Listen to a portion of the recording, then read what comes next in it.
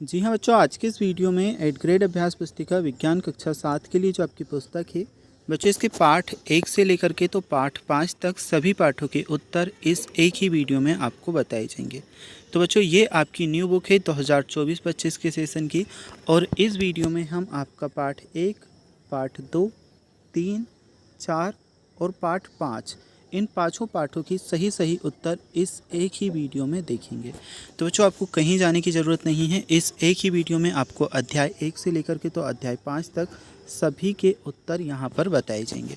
जैसे कि बच्चों आप देख सकते हैं, ये आपकी बुक है, ये आपका अध्याय 1, और थोड़ा सा हम स्क्रॉल करेंगे तो बच्चों ऊपर तो आपको आपका क्या प्रश्न लिखा हुआ मिलेगा ब्लैक कलर में, और नीचे हमने यहाँ पर आपके उत्तर भी लिखे हैं। ऐसे ही करके आपको यहाँ पर देखिए, मैं बता दूँ, जो आपका लेसन है, कौन सा लेसन, आपका लेसन 5। देखिए बच्चों, ये लेसन 5 अध्याय 5 भौतिक एवं रासायनिक परिवर्तन, यहाँ तक आपको सभी क्वेश्चन और सभी प्रश्नों के उत्तर देखने को मिलेंगे। तो बच्चों, हम अध्याय 1 से आपका सोल्व करना स्टार्ट कर रहे हैं। कक्षा 7 क्लास 7 साइंस के लिए 8th ग्रेड अभ्यास पुस्तिका 2024-25 के सेशन की न्यू बुक आपकी सोल्व कर रहे हैं। चलिए अध्याय 1 से सोल्व करना स्टार्ट कर रहे हैं। इसके बाद में अध्याय 2, 3, 4 और 5 तक आपको सोल्व कराया जाएगा। तो बच्चों, अध्याय 1 है। अध्याय 1 का नाम है पादपों में पोषण। इसमें आपके जो सही विकल्प हैं, इनसे पहले भी कुछ प्रश्न आपको दिए हैं। इसमें आपको जोड़ी बनानी है। सूर्य से सूर्य का प्रकाश मैच करोगे, जड़ों से पानी एवं पोषक तत्व, पत्तियों से क्लोरोफिल और वायुमंडल से CO2। ठीक है, तो ये है आपकी जोड़ी, इसे आप मैच कर लेंगे। इसके बाद में देखिए, आपको वस्तुनिष्ठ टाइप के प्रश्न दिए हैं। इन प्रश्नों में पूछा है, जैसा कि हम जानते हैं कि हरे पौधे जल, क्लोरोफिल और कार्बन डाइऑक्साइड द्वारा जल के प्रकाश की उपस्थिति में प्रकाश संश्लेषण की क्रिया करते हैं। प्रकाश संश्लेषण की क्रिया के पश्चात बनने वाले उत्पाद युग्म का नाम बताना है। उत्तर में आपका कार्बोहाइड्रेट और ऑक्सीजन, डी वाला ऑप्शन सही उत्तर है। चलिए इसके बाद देखते हैं नेक्स्ट क्वेश्चन। देखिए बच्चों, यहाँ पर आपसे दूसरा प्रश्न पूछा है, बूझों ने टेलीविज़न पर एक कार्यक्रम में ऐसा पौधा देखा जिसकी पत्तियाँ घड़ी की आकार में बदल जाती हैं तथा वह पौधों छोटे कीटों को शिकार करता है। बूझो जानना चाहते हैं कि वह कौन सा पौधा है। तो बच्चों, इसमें ऑप्शन डी नेफेथन्स घटपर्णी, डी ऑप्शन आपका सही उत्तर है। अब है आपका तीसरा प्रश्न, जल की कमी वाले क्षेत्रों में पौधे जैसे नागफनी की पत्तियों कांटों में रूपांतरित हो जाती है। ऐसे पौधों में प्रकाश संश्लेषण के पौधे किस भाग द्वारा होते हैं। तो बच्चों, उत्तर में आपका सी ऑप्शन तना द्वारा सही उत्तर रहेगा। इसके बाद में हम चौथा प्रश्न देखेंगे, रेगिस्तान में पाए जाने वाला ऐसा पौधा जिसकी छाल दवा के रूप में काम आती है और उसकी लकड़ी कीड़ा भी नहीं लगता। इस पेड़ की फलियों में सब्जी बनाई जाती है। बच्चों, उत्तर में आप करोगे बी, जो आपका ऑप्शन है खेजड़ी, ये आपका सही उत्तर है। अब देखिए पांचवा प्रश्न आपका है, मैं एक पाइप जैसी संरचना हूँ और विशेष कोशिकाओं से बनी हूँ। मेरा मुख्य कार्य पादपों में मृदा से जल और पोषक तत्वों का परिवहन करना है। बताओ मैं कौन हूँ। बच्चों, इसमें आपका बी ऑप्शन जाइलम सही उत्तर है। अब नेक्स्ट हम देखते हैं, दिए गए शब्दों में से चुनकर के रिक्त स्थानों की पूर्ति हमें करनी है। तो पहला जो रिक्त स्थान है बच्चों, इसमें परपोषी पोषण आ जाएगा रिक्त स्थान में। फिर दूसरा जो रिक्त स्थान है, अमरबेल पौधा होते हुए भी अन्य पौधों से अपना भोजन प्राप्त करती है। अमरबेल एक परजीवी पौधा है, इसमें आप लिखोगे परजीवी।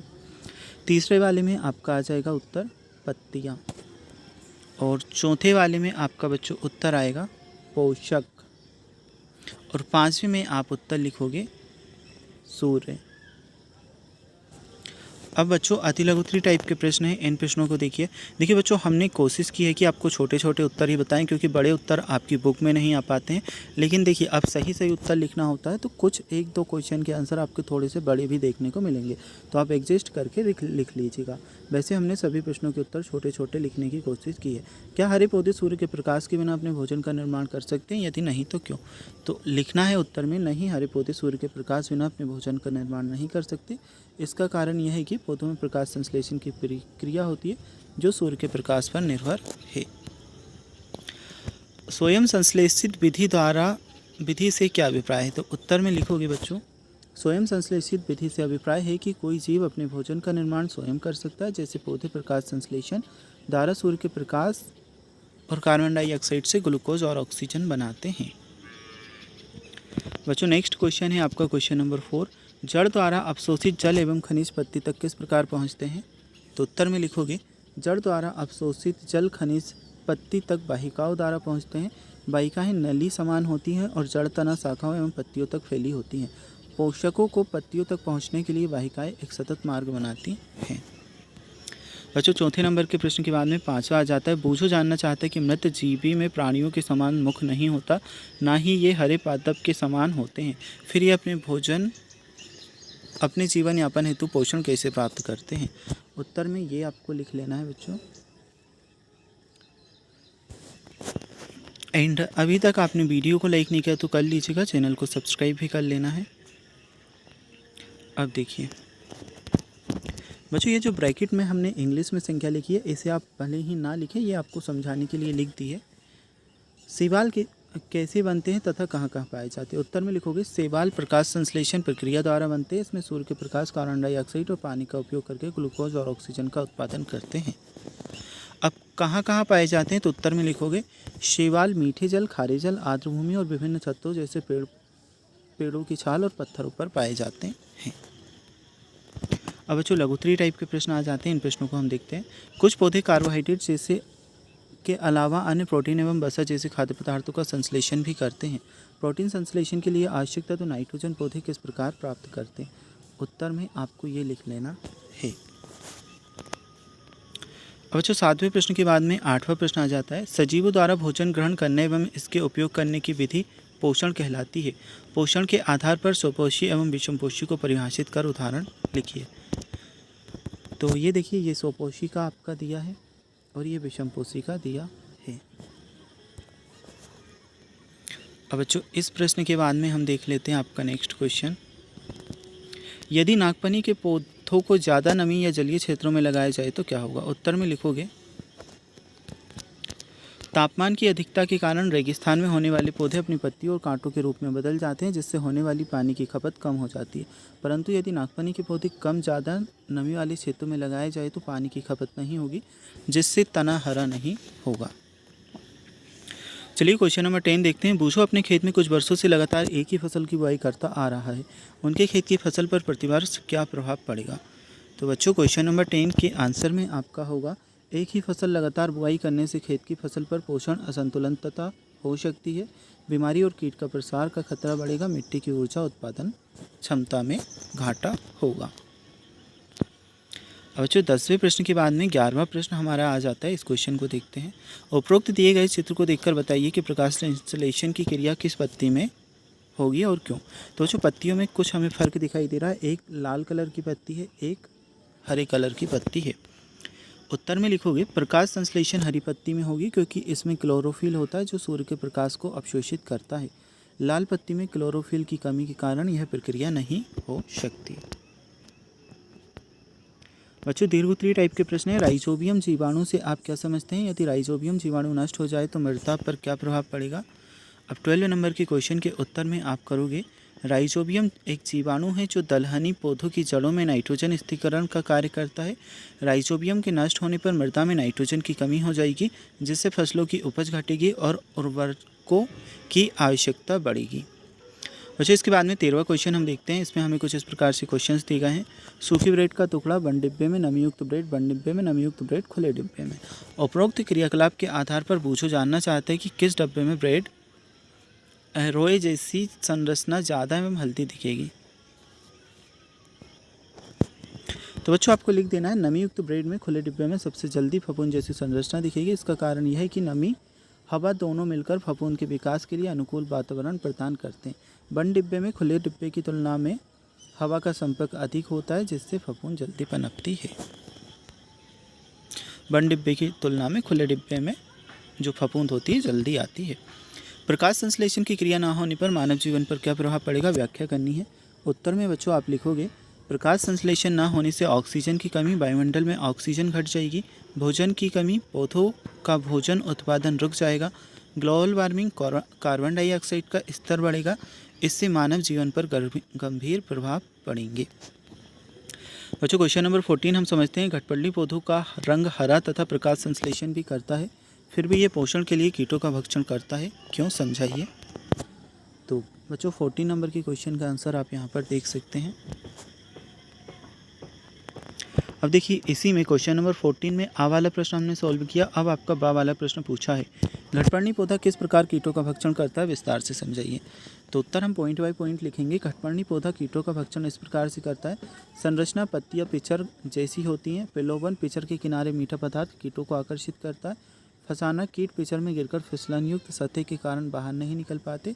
और पिचर के तल में पाचक एंजाइम कीटों को पचाकर पोषक तत्व पौधे को प्रदान करते हैं। बच्चों अब इसी में आपका प्रोजेक्ट 1 और प्रोजेक्ट 2 भी दिया है, तो इन्हें भी हम सॉल्व कर लेते हैं। विभिन्न आकार की न्यूनतम 5 पत्तियां एकत्रित कर एक कागज़ पर चिपकाइए। पत्ती का नाम तथा एक उपयोग हमें लिखना है। तो बच्चों हमने यहाँ पर 5 पत्तियां चिपकाई हैं। इनमें से एक जो पत्ती है तुलसी की है, दूसरी नीम की, तीसरी अमरूद की, चौथी नीलगिरी की और 5वीं पुदीना की पत्ती है।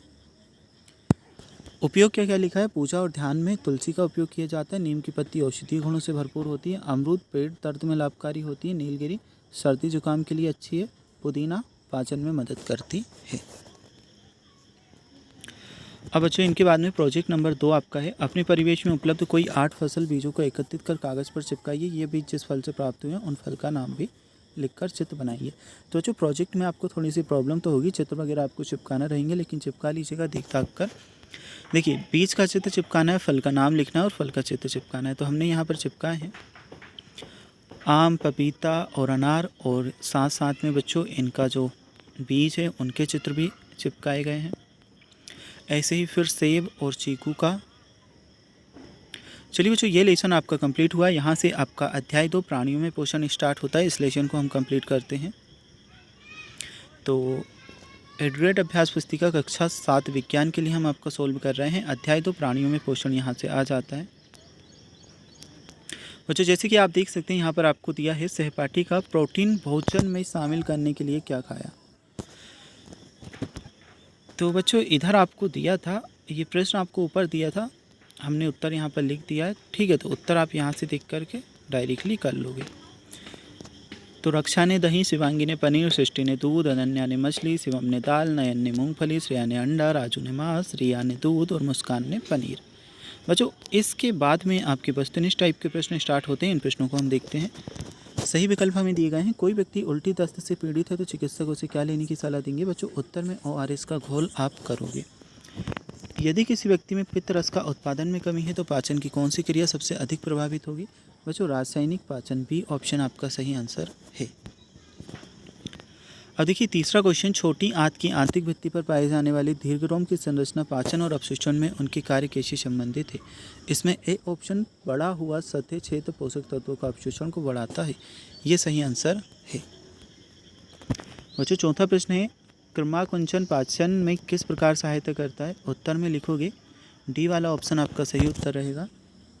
यह मांसपेशियों के संकुचन के माध्यम से भोजन को पाचन तंत्र में ले जाने में मदद करता है।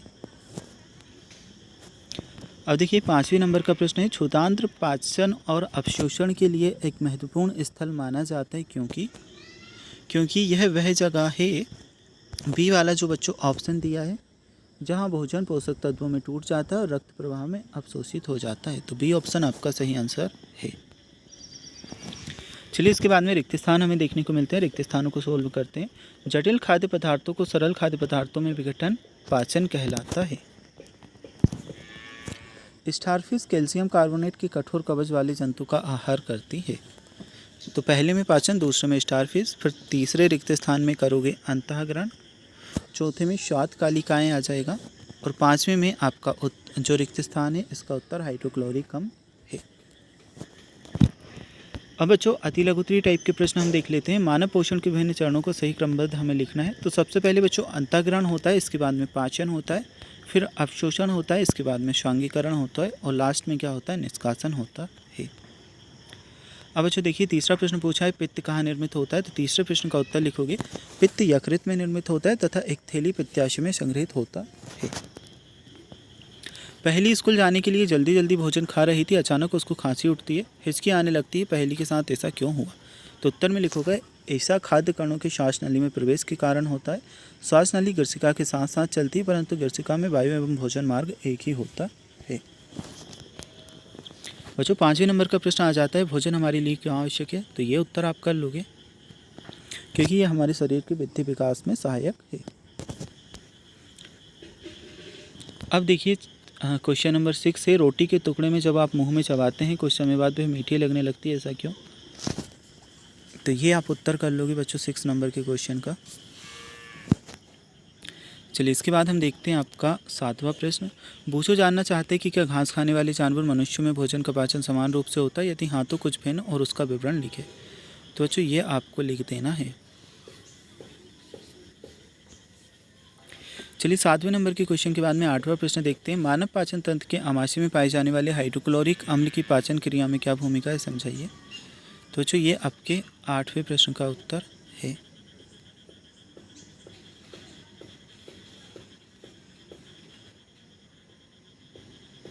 चलिए क्वेश्चन नंबर 9 हम देखते हैं। दीर्घरोम क्या है, यह कहाँ पाए जाते हैं, इसके कार्य लिखिए। तो ये है क्वेश्चन नंबर 9 का उत्तर।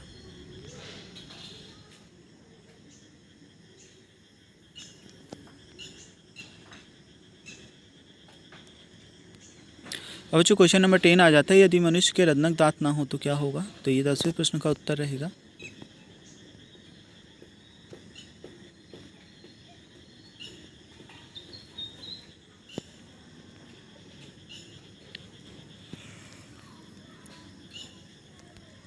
क्वेश्चन नंबर 11 जो 11वां प्रश्न है, इसमें पूछा गया है दूध के दांत तथा स्थायी दांत में क्या अंतर है। तो उत्तर बच्चों आप यहाँ से नोट कर लोगे।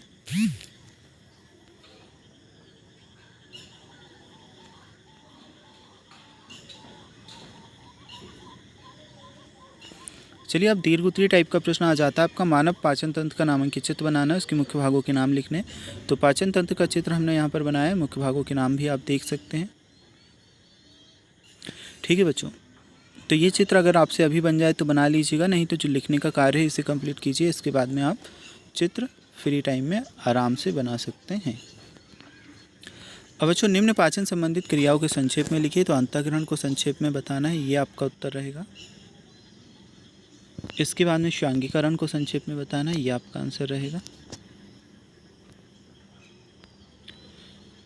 अब है बच्चों क्वेश्चन नंबर 14। जलाशयों में पाए जाने वाले एक कोशिकीय के जीव अमीबा में पाचन की क्रियाविधि को चित्र सहित समझाना है। तो चित्र तो आप यहाँ पर देख सकते हैं अमीबा का। अब बच्चों इसके बाद में ये आपको डिस्क्राइब भी करना है, ये भी लिखना है। अमीबा कुछ सूक्ष्मजीवों का आहार करता है जब इसे भोजन का आवास होता है। तो यहाँ से लेकर के तो पदार्थ में बदल देते हैं, यहाँ तक आपका उत्तर है। दांतों की व्यवस्था का चित्र बनाना है बच्चों। तो ये चित्र देख सकते हैं दांतों की व्यवस्था का। चलिए इसके बाद में देखते हैं, ये और लिख लेना आपको दांतों वाला जो चित्र है इसके नीचे।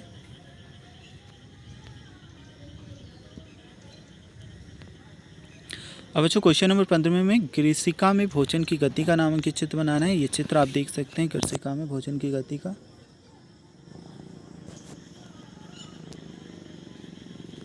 घास खाने वाले जंतुओं में पाचन का नामांकित चित्र बनाना है। तो बच्चों ये चित्र आप देख लीजिए। चलिए अब हम आगे के प्रश्न देखते हैं। प्रोजेक्ट एक आपको दिया है, प्राणायाम क्यों आवश्यक है। तो उत्तर में लिखोगे धूम्रपान की आदत को रोकने के लिए दिए गए स्थान पर एक पोस्टर का निर्माण कीजिए और धूम्रपान रोकने हेतु एक नारा भी हमें लिखना है। तो पहले तो बच्चों हम प्राणायाम का बताते हैं। प्राणायाम के लिए आप ये लिख लोगे, ठीक है। इसके जस्ट नीचे धूम्रपान छोड़ने के लिए नारा दिया है।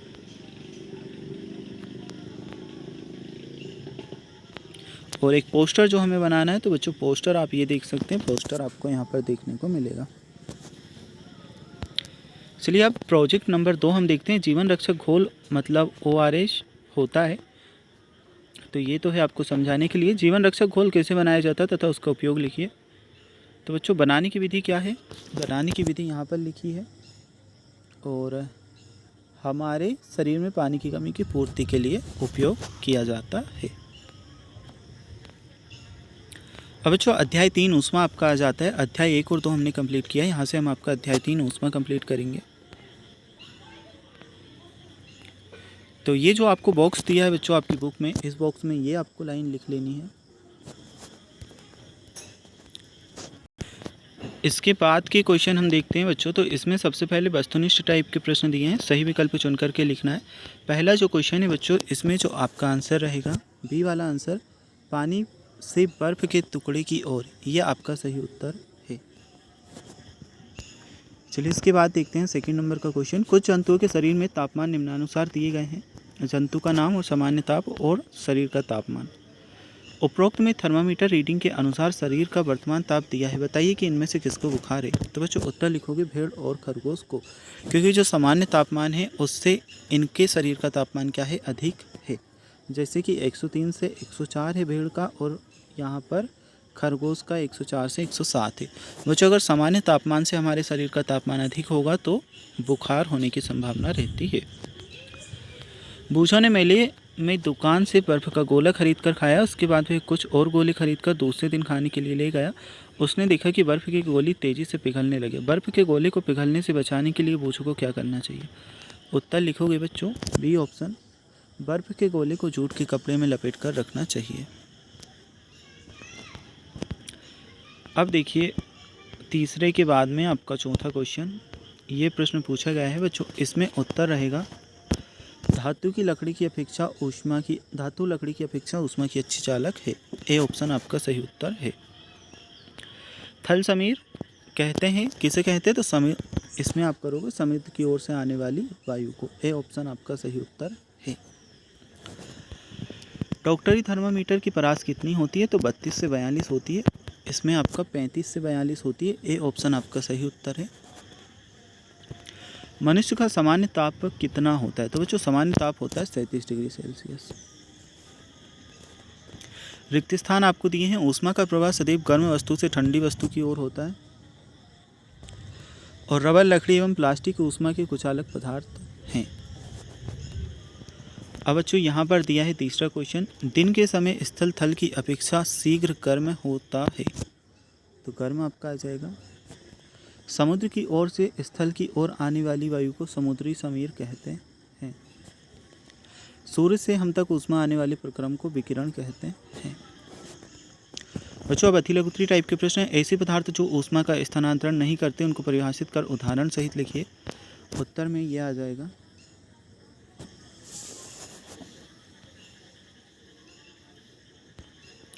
आपके आसपास पाई जाने वाली ऊष्मा की चालक तथा कुचालक वस्तु के नाम हमें लिखना है। तो ऊष्मा की चालक है लोहा, तांबा, एल्यूमिनियम। कुचालक है प्लास्टिक, लकड़ी, रबर, ऊनी कपड़े आदि। अच्छा ये है आपका चौथा क्वेश्चन। क्या डॉक्टरी थर्मामीटर पारा धातु के स्थान पर अन्य धातु का उपयोग किया जा सकता है, यदि हाँ तो क्यों, नहीं तो क्यों। तो ये आप उत्तर में लिख लोगे। अब है आपका पांचवा प्रश्न, क्या डॉक्टरी थर्मामीटर द्वारा बर्फ़ के टुकड़े का तापमान मापा जा सकता है, यदि हाँ तो क्यों। तो ये आप उत्तर कर लोगे। इसके बाद में आपका है 6 नंबर का क्वेश्चन, यदि हम सर्दियों में ऊनी वस्त्र के स्थान पर टेरिकोट के वस्त्र उपयोग करें तो क्या होगा। तो बच्चों लिखोगे सर्दियों में ऊनी वस्त्र की जगह टेरिकोट पहनने पर ठंड अधिक लगेगी, क्योंकि टेरिकोट गर्मी को अच्छी तरह से नहीं रोकता। लघुत्तरीय टाइप का प्रश्न पूछा है, कागज़ के बने प्याले में पानी गर्म करने पर कागज़ नहीं जलता जबकि गर्म हो जाता है। तो इसका उत्तर आप ये लिख लोगे।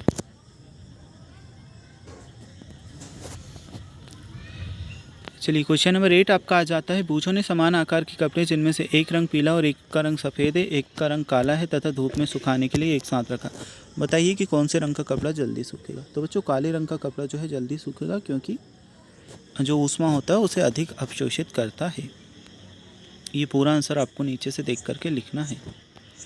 गर्म दूध का ताप मापने के लिए क्या प्रयोगशाला थर्मामीटर के स्थान पर डॉक्टरी थर्मामीटर का उपयोग किया जा सकता है, यदि हाँ तो क्यों, नहीं तो क्यों। तो बच्चों उत्तर लिखोगे, गर्म दूध का ताप मापने के लिए डॉक्टर थर्मामीटर का उपयोग किया जा सकता है, क्योंकि यह केवल 35 डिग्री से 42 डिग्री तक का तापमान मापता है, जो शरीर का तापमान मापने के लिए उपयुक्त है। गर्म दूध का तापमान इससे अधिक हो सकता है और थर्मामीटर का पारा फट सकता है। बच्चों इसके बाद में 10वां क्वेश्चन आ जाता है, बूझो ने देखा कि उसके घर में पूड़ी तलते समय तलने वाले बर्तन पर लगा लकड़ी का हत्था निकल गया, तो बर्तन को पकड़ने पर वह गर्म लगा। बूझो जानना चाहता है कि वह बर्तन के सिरे तक गर्म कैसे हुआ और क्यों। बच्चों 10th नंबर के क्वेश्चन का आंसर आप यहाँ से देख सकते हैं। जब बर्तन को ज्वाला पर रखते हैं तो वह गर्म होता है, क्योंकि ऊष्मा ज्वाला से बर्तन स्थानांतरित हो जाती है। लकड़ी का हैंडल ऊष्मा का कुचालक होने के कारण गर्म नहीं होता, इसलिए हमें हैंडल पकड़ने पर गर्म नहीं लगता। हैंडल हटाने पर बर्तन पकड़ने पर गर्म लगता है। चलिए बच्चों, क्वेश्चन नंबर 11 हम सॉल्व करते हैं। ऊष्मा स्थानांतरण करने और चालन और संवहन की प्रक्रिया में अंतर बताना है। तो ये है चालन और संवहन की प्रक्रिया। ठीक है, चालन संवहन दोनों आपको दी हैं, लिख लोगे। अब दीर्घोत्तरीय टाइप के प्रश्न हैं, इन्हें हम देखते हैं। अधिक सर्दियों में आप एक मोटी कंबल या एक के ऊपर एक जुड़े दो पतले कंबल में किसका चुनाव करेंगे और क्यों? कारण स्पष्ट करना है। तो बच्चों उत्तर में लिख लेना है ये।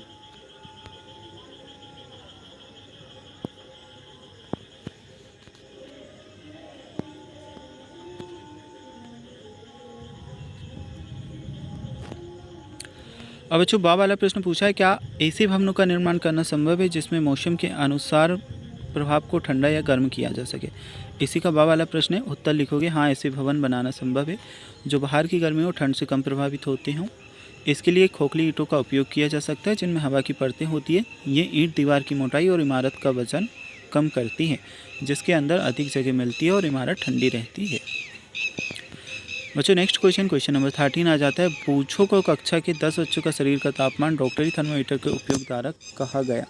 बताइए कि डॉक्टरी थर्मामीटर का ताप मापते समय बूझों को कौन कौन सी सावधानियां रखनी चाहिए।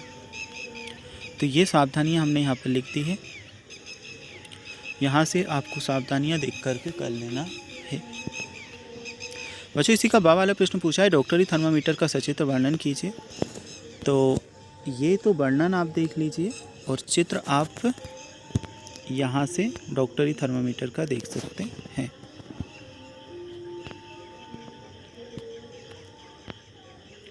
अब है क्वेश्चन नंबर 14, समुद्र समीर तथा थल समीर का सचित्र वर्णन करना है। तो बच्चों उत्तर में तो आप ये लिखोगे।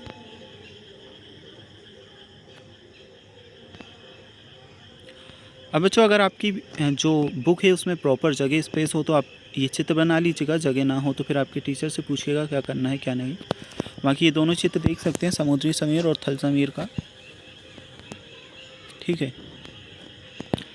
इसके बाद हमें करना क्या है, डॉक्टरी थर्मामीटर एवं प्रयोगशाला थर्मामीटर में अंतर बताना है। तो बच्चों हमने ये इस प्रकार से कॉलम्स बना लिए हैं। एक साइड प्रयोगशाला थर्मामीटर का लिखा है, सेकंड साइड में डॉक्टरी थर्मामीटर का।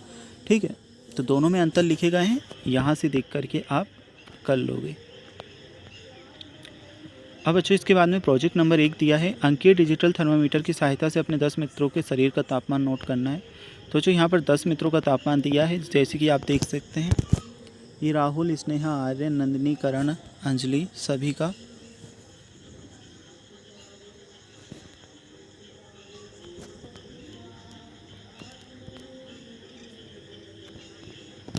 ठीक है बच्चों, ये आपका कंप्लीट। चलिए अब हम देख लेते हैं आपका नेक्स्ट क्वेश्चन नंबर आपका प्रोजेक्ट नंबर 2।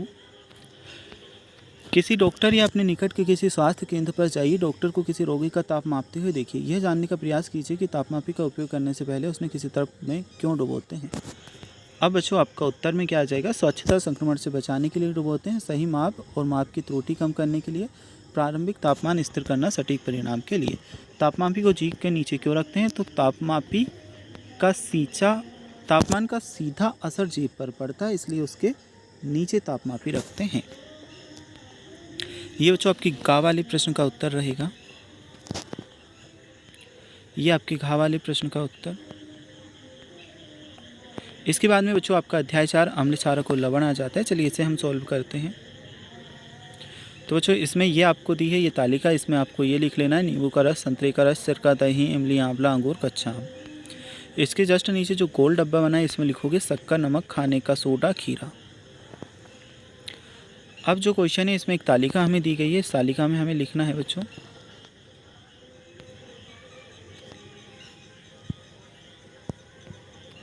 तो बच्चों स्वाद का अनुमान हमने लगाया है ना, जैसे कि नींबू का रस खट्टा होता है, संतरे का रस खट्टा, खाने का सोडा कड़वा, अंगूर खट्टा और नमक खारा। अब हमें अनुमान लगाना है कि क्षार है या अम्ल। तो बच्चों खट्टी चीज़ तो हमें पता है क्या होती है, अम्लीय होती हैं। जैसे नींबू का रस में अम्ल है और संतरे के रस में अम्ल है। खाने का सोडा कड़वा होता है, तो बच्चों इसमें खाने के सोडे में तो आपको क्षार कर लेना है। ठीक है, अंगूर खट्टा होता है तो अंगूर में अम्ल रहेगा। नमक खारा होता है, नमक में क्या रहेगा बच्चों, तो नमक में आप लवण कर लीजिएगा, खारा। तो ये आपके कंप्लीट हो जाएंगे। ठीक है, चलिए इसके बाद में वस्तुनिष्ठ टाइप के प्रश्न है, सही विकल्प चुन करके हमें लिखना है। चींटी के काटने पर वह हमारे शरीर पर कौन सा अम्ल छोड़ती है? उत्तर में लिखोगे फार्मिक अम्ल। वे पदार्थ जिनसे स्वाद खट्टा होता है, ऐसे पदार्थों को रासायनिक प्रकृति होती है, अम्लीय होती है। अपाचन से बचने के लिए हम दूधिया मैग्नीशिया या मिल्क ऑफ मैग्नीसी का उपयोग करते हैं, इसमें बच्चों प्रति अम्ल आ जाएगा, ऑप्शन सी सही आपका उत्तर है। गुड़हल के पुष्प की पंखुड़ियों का बना सूचक अम्लों के साथ रंग देते हैं, इसमें बच्चों आपका गहरा गुलाबी सही उत्तर है। जो विलयन लाल अथवा नीले लिटमस पत्र को परिवर्तित कर देते हैं, ऐसे उदासीन विलयन होते हैं, सी ऑप्शन बच्चों उत्तर रहेगा। रिक्त स्थान हमें दिए गए हैं, तो पहला जो रिक्त स्थान है इसमें आप लिखोगे अम्लीय बच्चों, दूसरे में आपका लैक्टिक आ जाएगा, तीसरे में आप लिखोगे उदासीन। अब देखिए चौथा जो पूछा गया है इसमें आप लिखोगे क्षारक, पाँचवें में लिखोगे लवण एवं जल। लघुत्तरी टाइप के प्रश्न है, सिरका और पालक में कौन से अम्ल पाए जाते हैं? तो सिरका में एसिटिक, पालक में ऑक्सैलिक अम्ल, एसिड या अम्ल दोनों कुछ भी लिख सकते हैं। तीसरा प्रश्न, यदि मृदा क्षारकीय हो तो इसमें क्या मिलाया जाए और मृदा का अम्ल निर्मुक्त क्यों किया जाए? तो ये बच्चों आपका उत्तर। चौथे नंबर का जो प्रश्न है इसका उत्तर आप ये देख सकते हैं। पाँचवें नंबर का जो प्रश्न है इसका उत्तर आपको यहाँ पर दिया है। कपड़ों पर लगे हल्दी के दाग साबुन को धोने से पहले वे लाल हो जाता है, कारण स्पष्ट हमें करना है, तो ये आपका उत्तर रहेगा। सूचक से आप क्या समझते हैं? दो प्राकृतिक सूचकों के नाम लिखना है, उत्तर में ये लिख लोगे। अब चलिए हम देखते हैं लघुत्तरी टाइप के प्रश्न। कारखानों के अपशिष्ट को जलाशयों में प्रवाहित करने से पहले उदासीन किया जाता है, इसका प्रकृति पर क्या प्रभाव पड़ेगा? तो बच्चों ये क्वेश्चन नंबर 7 के लिए आपका आंसर। इसके बाद अम्लीय विलयन से हल्का गुलाबी रंग का विलयन कैसे प्राप्त करते हैं, यह आपका उत्तर रहेगा। फिर ये लिटमस पत्र द्वारा अम्ल व क्षारकों की पहचान कैसे करें, तो ये क्वेश्चन नंबर 9 का उत्तर। बूझों ने चूने के पानी में तनु सल्फ्यूरिक अम्ल मिलाया, इससे होने वाली अभिक्रिया कौन सी है? तो ये उत्तर में करोगे बच्चों। 10वें नंबर के प्रश्न के बाद में एक तालिका हमें दी है, तालिका में आपको ये लिख लेना है चूने का पानी, क्लीनर, साबुन और दूध या मैग्नीशियम। इसके बाद में दीर्घोत्तरी टाइप के प्रश्न है, अम्लीय वर्षा से आप क्या समझते हैं, ये किस कारण से होती है, इसके हानिकारक प्रभाव बताने हैं, तो उत्तर में आपका ये हो जाएगा। चलिए इसके बाद में 13वां नंबर का प्रश्न है, जब चींटी काटती है तो हमारी त्वचा पर इसका क्या प्रभाव पड़ता है? चींटी के डंक से त्वचा पर होने वाले दुष्प्रभावों को कैसा बचा जा सकता है? उत्तर बच्चों आपका ये दिया है। अम्ल क्षार में हमें अंतर बताना है, तो देखिए अंतर लिखे गए हैं अम्ल और क्षार दोनों में। अगर हमारे पेट में भोजन पचाने के लिए अम्ल तैयार होता है तो बाजार में उपलब्ध कार्बोनेटेड पे उस अम्ल में क्या असर डालते हैं, ये नीचे उत्तर दिया है। क्वेश्चन नंबर 14 आपका आ जाता है, एक तालिका आपको दी है, इसे हमें कंप्लीट करना है, तो ये देख सकते हैं तालिका को आप इस प्रकार से कंप्लीट कर लोगे।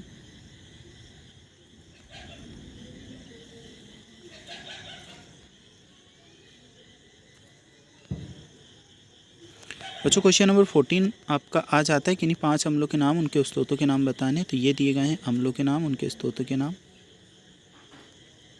क्वेश्चन नंबर 14 का सा वाला क्वेश्चन आ जाता है।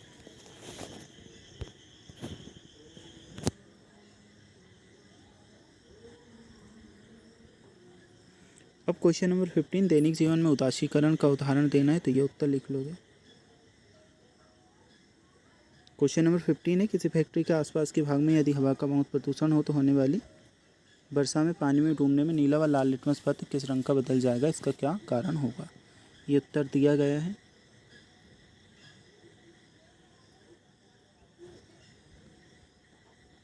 बच्चों प्रोजेक्ट 1 इसमें आपको देखने को मिल जाता है, चलिए इसका आंसर हम देख लेते हैं।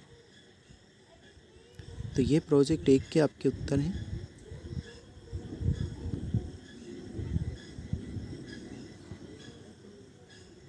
प्रोजेक्ट 2 के आंसर देख लेते हैं।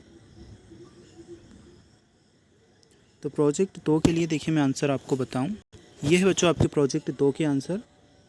ठीक है, हमने एक तालिका बना दी है, इस प्रकार से आप भी बना सकते हैं। पदार्थ, प्रकार और पाए जाने वाले अम्ल क्षार का नाम लिखा है। तो पहले तो हमने अम्लीय वाले लिखे हैं 5, इसके बाद में 5 क्षारीय वाले लिखे हैं। ठीक है, तो यहाँ से ये आप कंप्लीट कर लोगे। ठीक है बच्चों, प्रोजेक्ट 2 के उत्तर देख चुके हैं। अब अध्याय 5 भौतिक एवं रासायनिक परिवर्तन आपका आ जाता है 8th ग्रेड अभ्यास पुस्तिका के लिए, इसे हम सॉल्व करते हैं।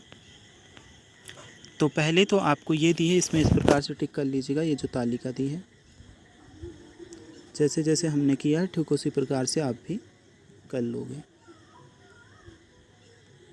अब बच्चों वस्तुनिष्ठ टाइप के प्रश्न दिए हैं। पहले क्वेश्चन का बी उत्तर आपका सही उत्तर रहेगा। सेब, बैगन एवं आलू वातावरण को ऑक्सीजन से क्रिया करते हैं। दूसरे का भी बी उत्तर गैल्वेनाइजेशन सही उत्तर है। तीसरे में आपका स्टेनलेस स्टील सी ऑप्शन सही उत्तर है। चौथे में बच्चों आपका प्रकाश संश्लेषण डी ऑप्शन सही उत्तर है। पांचवें में आपका ओजोन परत बी ऑप्शन सही उत्तर है। रिक्त स्थानों की पूर्ति हमें करनी है। ध्वनि का उत्पन्न होना रासायनिक परिवर्तन है। दूसरे में बच्चों हानिकारक आपका उत्तर रहेगा। तीसरे में आपका भौतिक उत्तर। चौथे में क्रिस्टलीकरण। पांचवें में ऑक्सीजन एवं जल आपका उत्तर है। चलिए अब आपके अति लघुत्तरीय टाइप के प्रश्न देखते हैं। तो दूसरे का उत्तर आप यहाँ से देख सकते हो। तीसरे प्रश्न का उत्तर आप देख सकते हैं और अब चौथे प्रश्न का उत्तर आप ये देख सकते हो बच्चों। इसके बाद में ये पांचवें प्रश्न का उत्तर आप देख लीजिए। नेक्स्ट ये छठे प्रश्न का उत्तर। अब बच्चों लघुत्तरीय टाइप के प्रश्न हैं, इनके उत्तर आप देख लीजिए। यहाँ से यहाँ तक आपका उत्तर है। नेक्स्ट क्वेश्चन नंबर 8 भौतिक एवं रासायनिक परिवर्तन में अंतर हमें बताना है। ये क्वेश्चन नंबर 8 है, ये आपका उत्तर।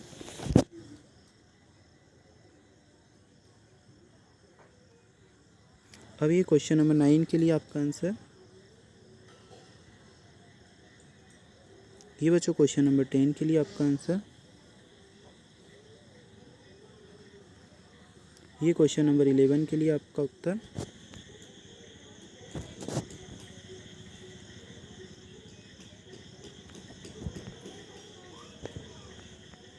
अब बच्चों आपके लघुत्तरीय टाइप के प्रश्न, दीर्घोत्तरीय टाइप के प्रश्न हैं। तो ये 12 नंबर के क्वेश्चन का उत्तर। नीचे आपको रासायनिक समीकरण भी लिखना है। तो बच्चों ये रासायनिक समीकरण ये उत्तर ही प्रश्न मत समझिएगा इसे। और यहाँ से लेके तो यहाँ तक आपका उत्तर है, ठीक है, यहाँ से तो यहाँ तक। चलिए इसके बाद में 12वें नंबर के बा वाले प्रश्न का उत्तर हम देख लेते हैं। तो ये है 12वें नंबर के बा वाले प्रश्न का उत्तर।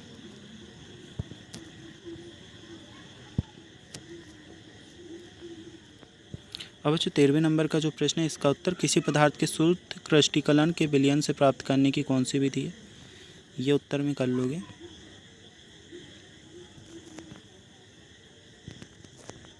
क्वेश्चन नंबर 14 हम देखते हैं। लोहे को जंग लगने से बचाने के लिए क्या उपाय कर सकते हैं, लिखिए। तो ये क्वेश्चन नंबर 14 का उत्तर। अब जो प्रोजेक्ट नंबर 1 आ जाता है इसका उत्तर देखिए। इसमें हमें परिवर्तन का नाम भौतिक है या रासायनिक है और परिवर्तन स्पष्ट करने का कारण लिखना था। तो मैंने इसके लिए एक अलग से तालिका बना दी है, आप यहाँ पर देख सकते हो। परिवर्तन का नाम भौतिक रासायनिक है वो भी लिखा और परिवर्तन का कारण भी लिखा है। तो बच्चों ये आप जो आपको जो बुक में जगह दी है उसमें आप लिख लोगे।